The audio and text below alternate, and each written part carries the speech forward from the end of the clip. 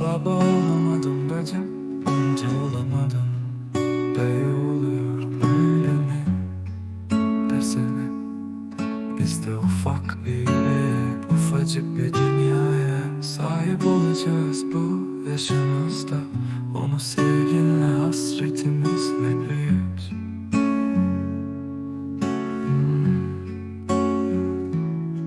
Yeni güne 7 kala doğmuşsun. Bir anda yeğenim, sana buldum adla çağırırlar mı bilemem. Bahisten sesini duydum, dayın olacak bu adam. Sana öğüdüm olsun, anlaşacağız seninle, ağlama. İnadın hep inat olsun ve başın dik. Küçük prensesim, saçlarına dokunamadım. İsyan eden ufacık ellerini şu kocaman avuçlarımla kucaklayamadım. Parmaklarımla baş kaldıran gözyaşlarını silemedim. Gel affeyle şu sürgündekini bu arkadaş.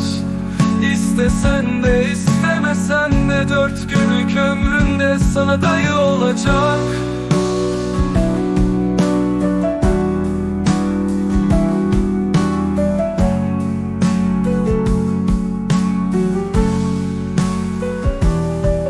Yedime 7 kala doğmuşsun. Bir anda yeğenim, sana buldum adla çağırırlar mı bilemem. Bahisten sesini duydum, dayın olacak bu adam. Sana öğüdüm olsun, anlaşacağız seninle, ağlama. İnadın hep inat olsun ve başın dik. Küçük prensesim, saçlarına dokunamadım. İsyan eden ufacık ellerini şu kocaman avuçlarımla kucaklayamadım. Parmaklarımla baş kaldıran gözyaşlarını silemedim. Gel affeyle şu sürgündekini bu arkadaş.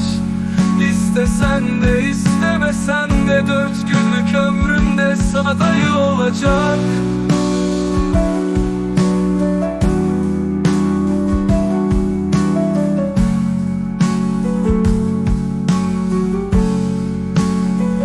Parmaklarımla baş kaldıran gözyaşlarını silemedim.